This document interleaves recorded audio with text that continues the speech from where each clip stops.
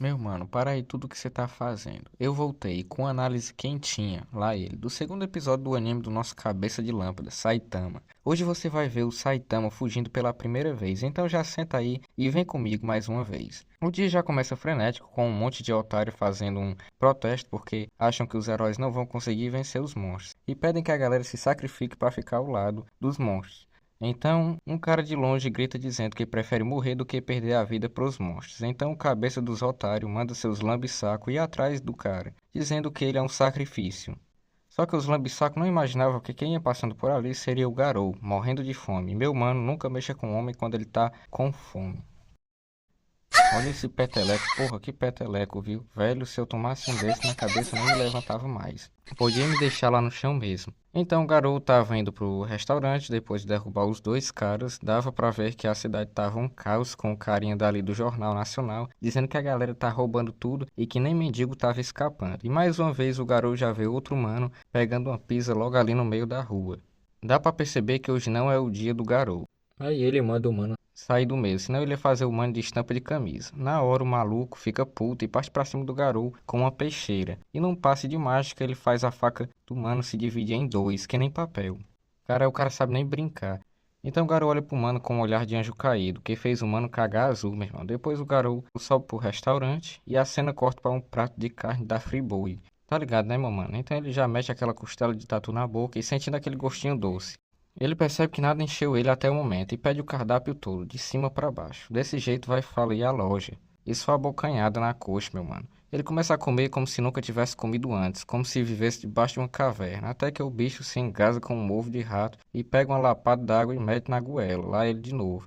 Então a cena já corta pro careca lindo Saitama, que por pura coincidência está no mesmo restaurante que o garoto. Depois de ter devorado um prato de carne de calango, ele já vai fazer o pagamento, mas aí que entra o problema. Ele está sem sua carteira de couro de rabo de jacaré, então o homem já começa a entrar em desespero, porque meu mano, se não pagar o gerente vai cobrar. E por pura sorte do destino a Fubuki aparece e chama ele. Nessa hora a vida do Saitama passou pelos seus olhos e deu até um grito safado. Então a Fubuki pergunta se o nosso refletor tá procurando o caçador de heróis, que é o Garou.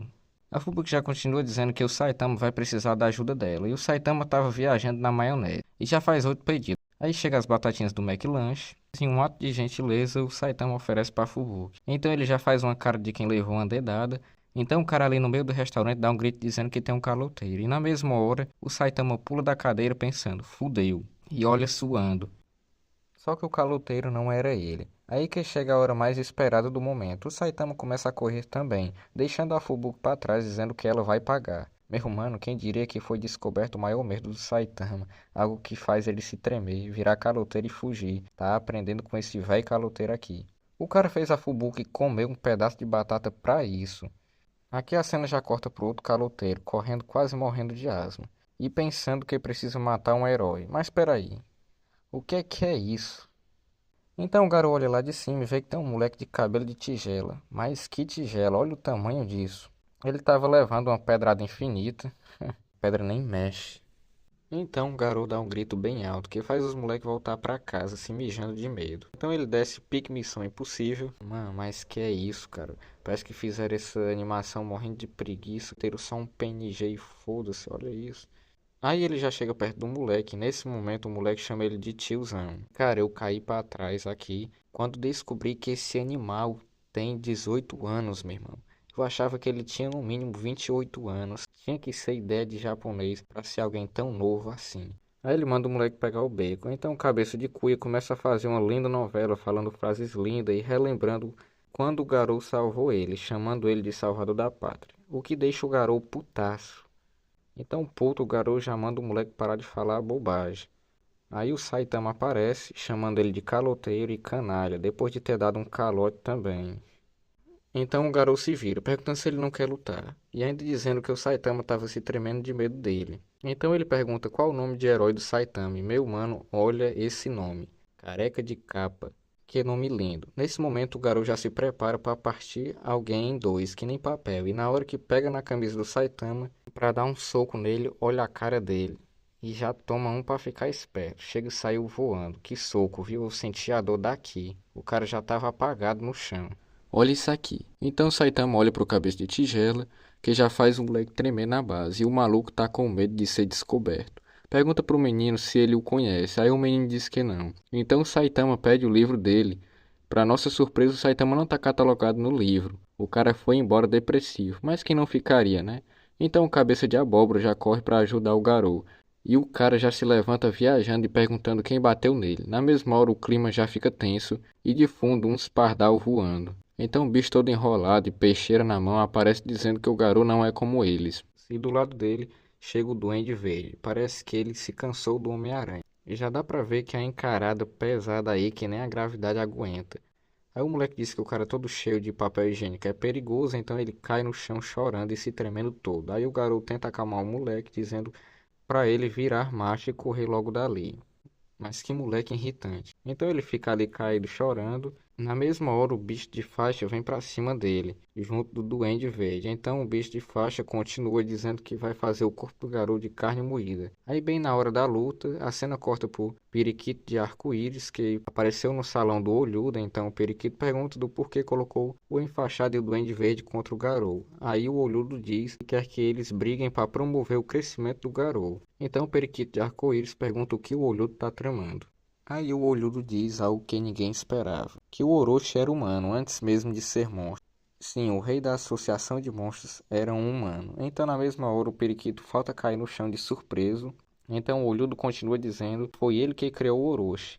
A cena corta para o zumbi em cima de um prédio, farmando ouro, com aquele clima de que vem algo pesado por aí. Então ele começa a dizer que o monstro que ele está atrás, nas últimas horas não saiu daquela área, e que os outros membros estão fora da área. Voltando pro Garou, o cara já estava preparado para lutar. Aí o cara enfaixado diz que se ele quiser sair vivo dali, tem que matar o moleque, e tem que abandonar a humanidade dele. O Garou já fica indignado, e já começa farmando aquela aura vermelha, aura de sangue. Então, de novo, ele manda a porra desse moleque ir embora. Mas ele diz que não consegue, que as pernas dele estão se tremendo parecendo vara-pau.